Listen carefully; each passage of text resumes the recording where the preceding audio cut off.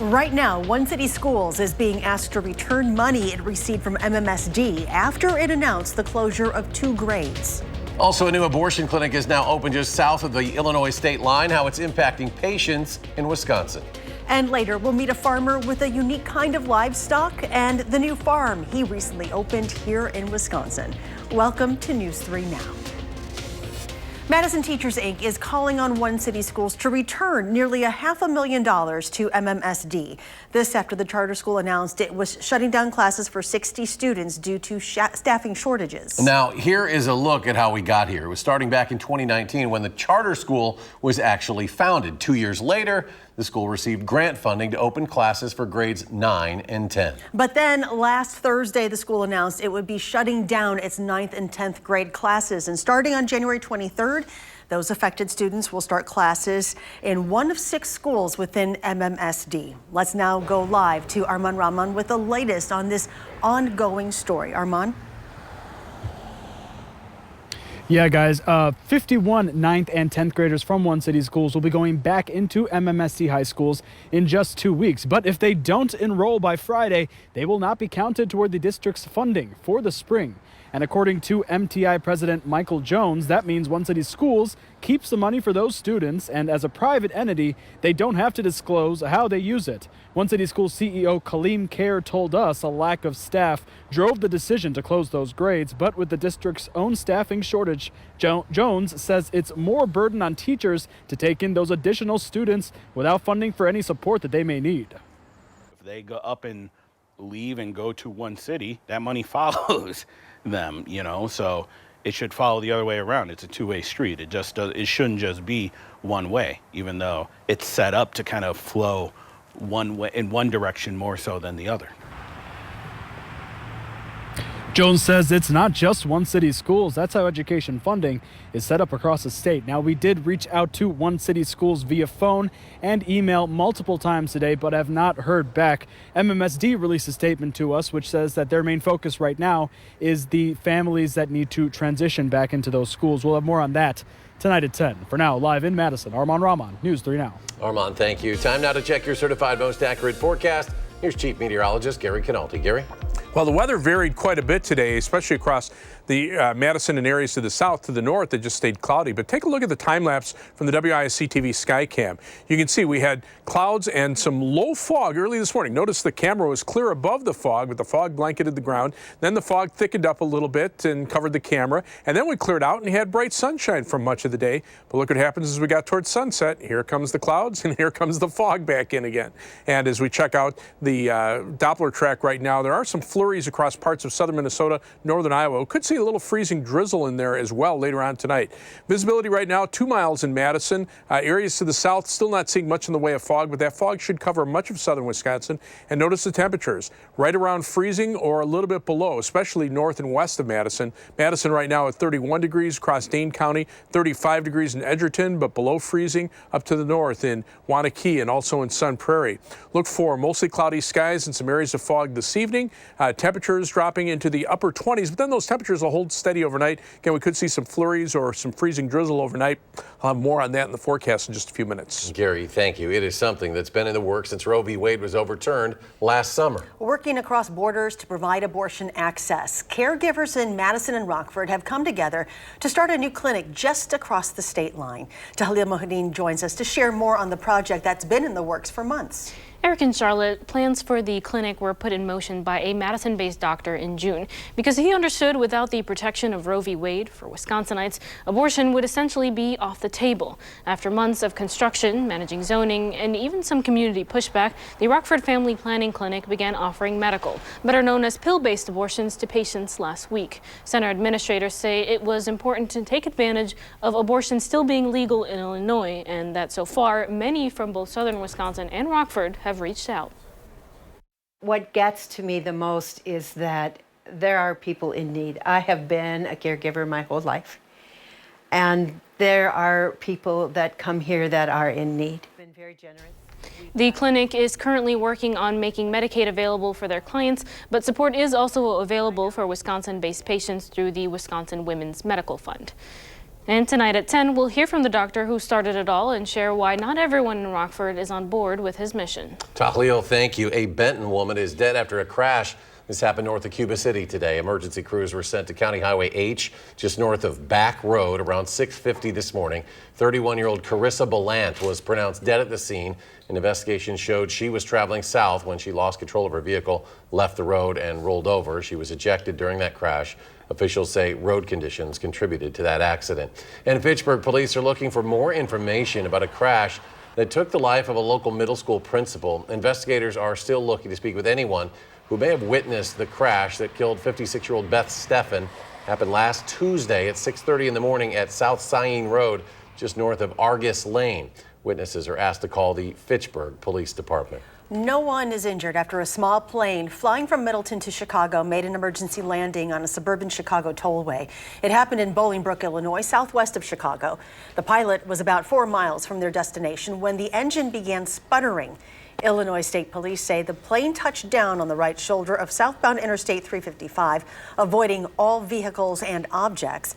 The FAA plans to investigate. Cash bail reform could make its way to your April ballot in the form of a proposed constitutional amendment. The question, whether judges should be able to consider broader harm to the community when setting bail. The amendment would give judges more options to raise bail if they think a defendant poses a greater risk to the public. We could see a floor vote on the amendment as early as next week. The legislature facing a January 24th deadline to pass the proposal in order for it to hit the April ballot as a referendum.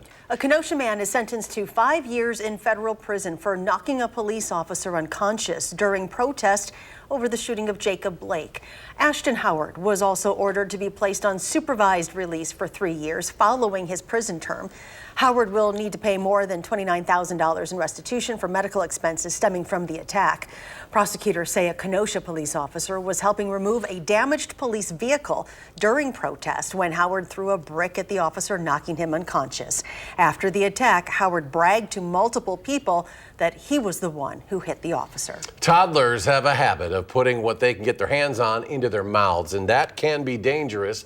A new study by the journal Pediatrics found that more children under the age of 6 have been accidentally exposed to THC edibles than ever before. Dua Israr spoke with a doctor to explain why. At a glance, this jar may look like candy, but in the hands of a child, it could land them in the ER.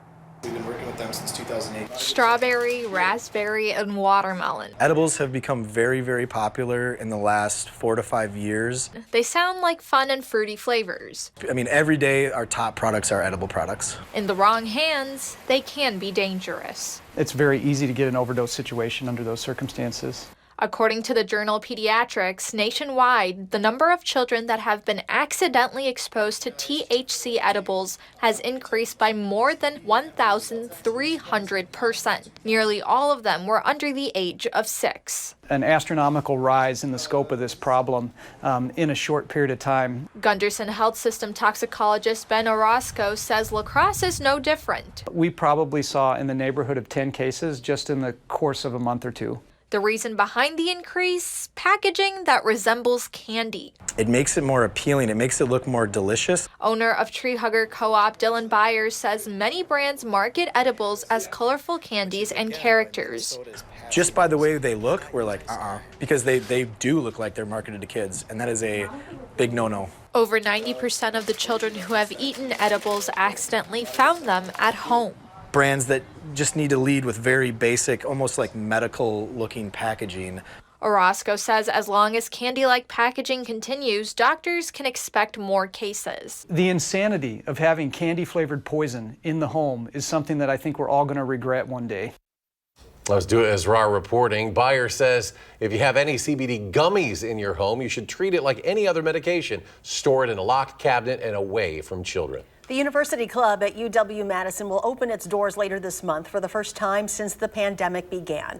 The club is set to reopen on January 23rd under the management of the Wisconsin Union. The building temporarily closed in March 2020. The space will look slightly different than when it closed down. It will feature a casual dining space known as Union Commons. The union also brought in new furniture, updated signage, and put on a fresh coat of paint. Rentable event spaces will be unavailable when the club first reopens. No word on when that could return. Coming up, Wisconsin is facing a severe housing shortage. Who's most at risk and how many new homes will be needed to fix the problem? Also, could gas stoves become a thing of the past? Why a U.S. agency is concerned over these types of stoves and thinking about banning them.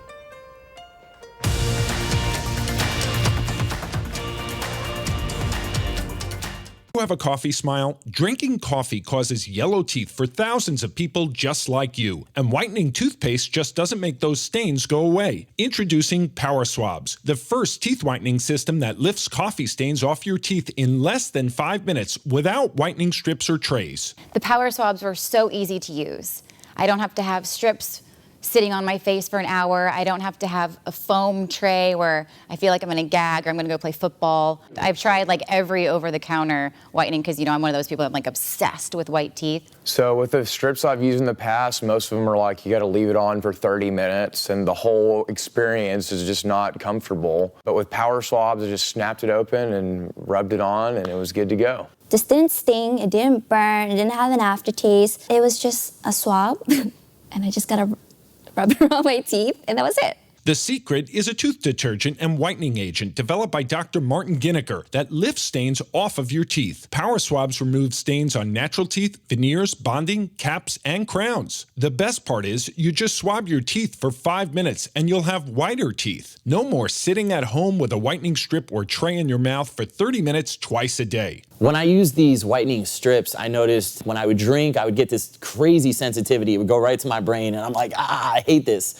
So why do I have to go through the monstrosity of this pain just because I want to whiten my teeth? With Power Swabs, there was zero sensitivity. Within the first day with the Power Swab, I noticed there was a difference. I really love the fact that you're able to go individually on each tooth and make sure that it's going to be wider. Call for your 5-minute solution to whiter teeth. Whiten your teeth this new year by ordering Power Swabs and receive up to 50% off the regular price. Yes, 50% off the regular price. Shipping is free, plus you'll receive a free Quick Stick pen. Visit powerswabs.com or call the number on your screen.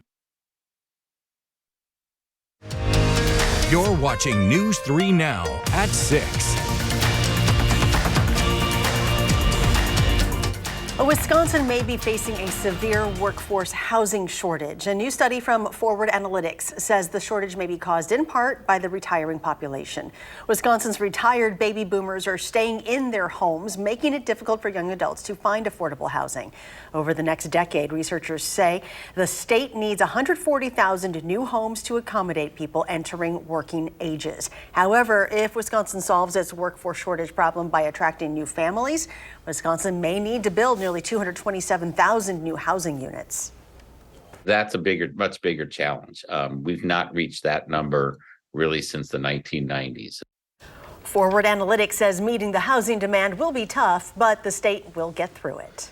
Well, the U.S. Consumer Product Safety Commission is reportedly considering a ban on gas stoves. Bloomberg reports the federal agency is concerned about indoor pollution linked to those gas stoves and says the stove's usage is associated with an increased risk of current asthma among children. The Association of Home Appliance Manufacturers says a ban on gas stoves would not address the overall issue. They say improving ventilation is a better solution. The CPSC is also considering other options like setting standards on gas stove emissions. More than a third of U.S. households cook with a gas stove. Still ahead, stargazers will have a chance to see a once-in-a-lifetime comet this month. Plus, a Wisconsin farmer looks to help fight world hunger with a rather unique source of protein.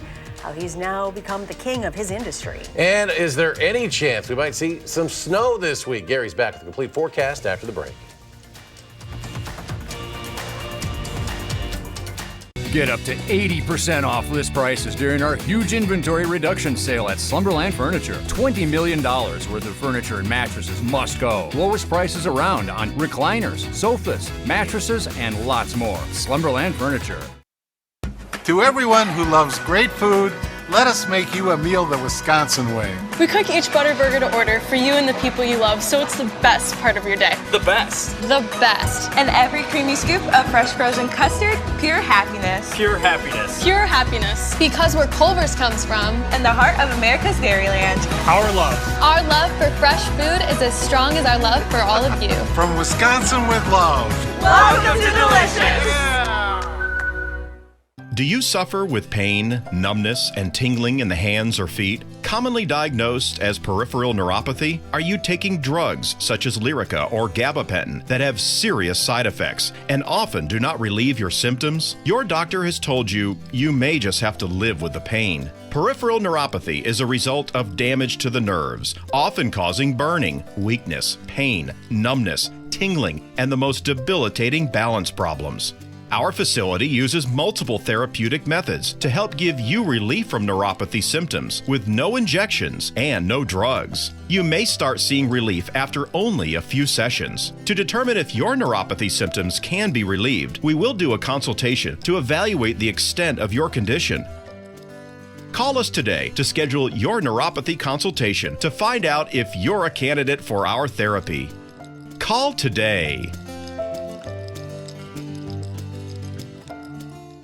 Give your home brand new flooring at Menards. Give any room a fresh look with the beauty and durability of tile from Mohawk. Mohawk features over 350 ceramic, porcelain, mosaic, and glass tiles. Save big on Mohawk tiles. Complete your tiling job with professional quality installation products from Tech. Menards carries Tech mortar and grout to work with all floor and wall sizes. Save big on all Tech products and get yours today at Menards. Save big money at Menards.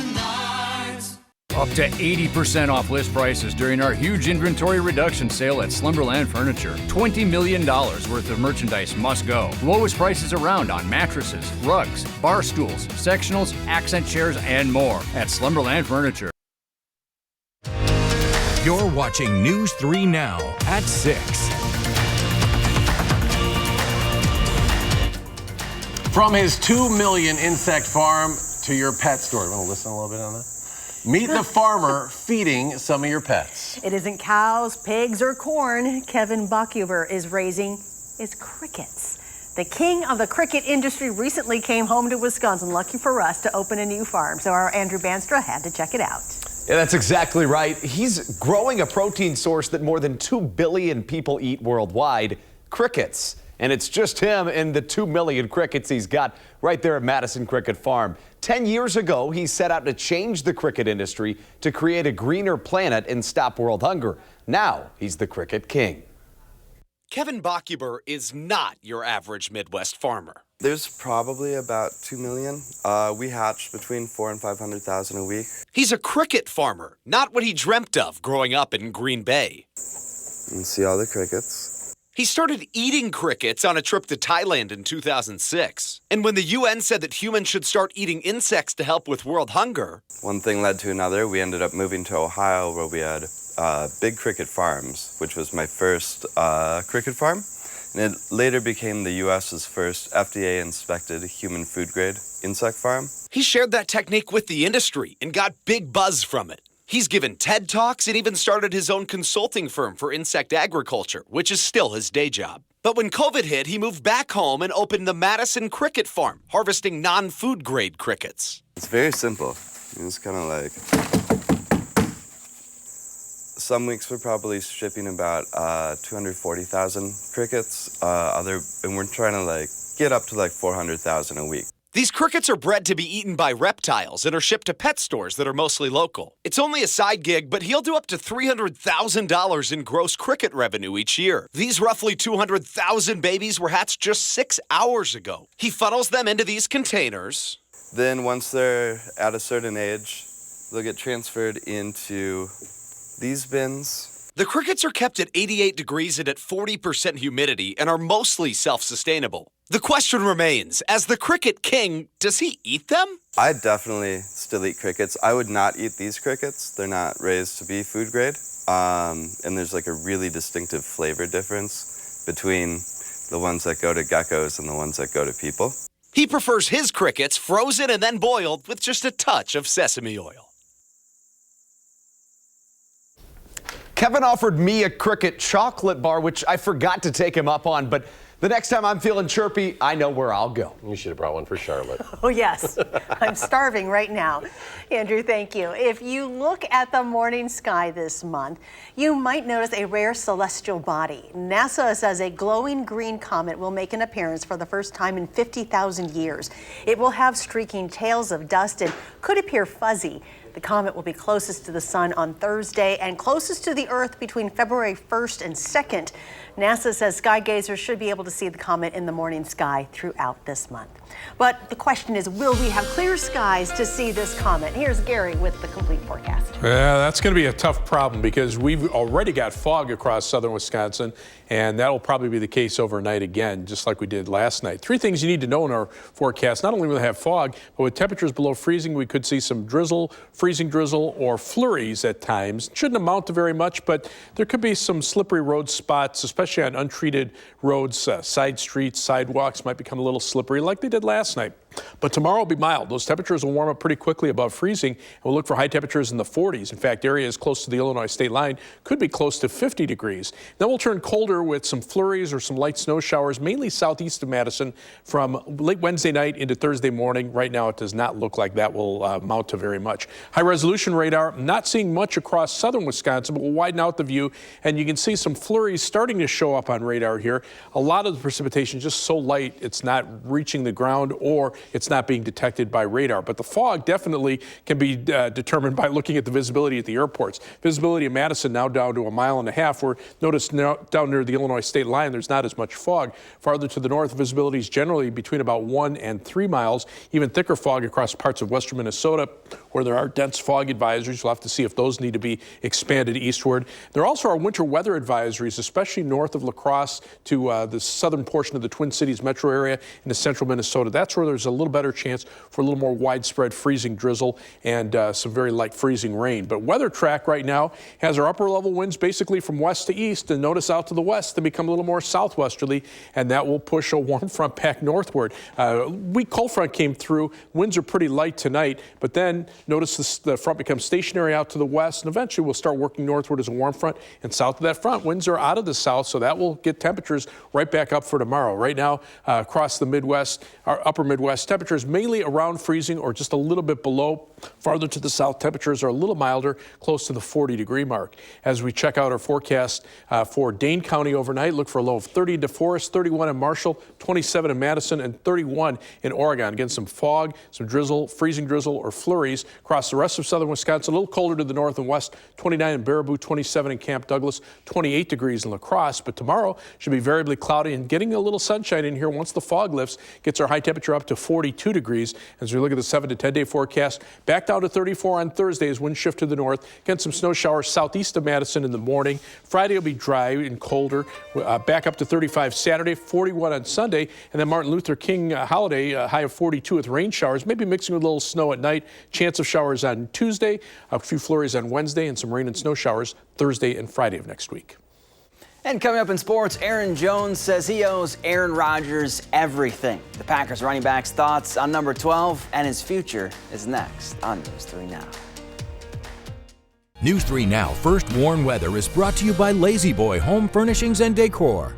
Discover a shopping and design experience as comfortable as the furniture. Lazy Boy Home Furnishings and Decor. Schedule your free design consultation today. Hi, I'm Dr. Aaron Schwab, General Surgeon at Stoughton Health.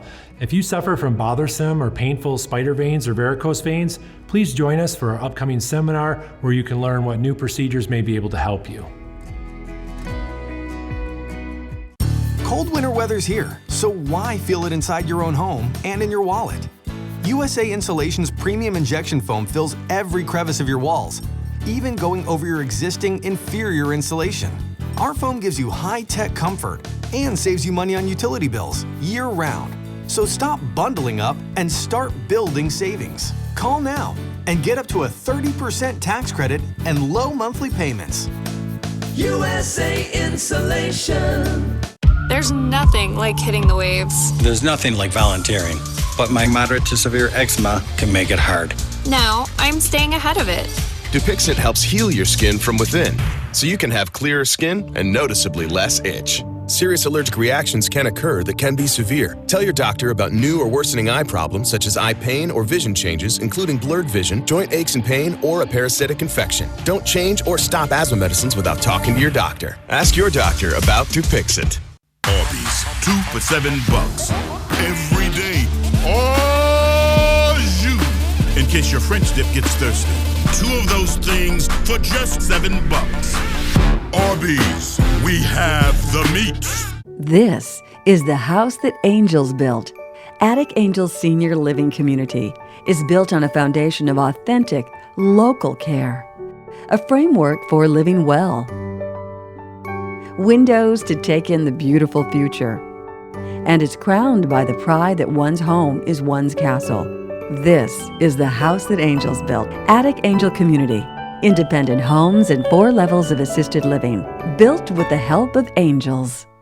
If you suffer from bothersome spider veins or painful varicose veins, please contact us at Stoughton Health to learn about what new procedures may be able to help you. Stoughton Health, creating excellence together. Could you use a break from booze? It's not too late to take the Dry January challenge. Tomorrow we'll explain what just one alcohol-free month can mean for your health. And we're tracking some wintry precipitation overnight. Join us tomorrow between 4:30 and 7.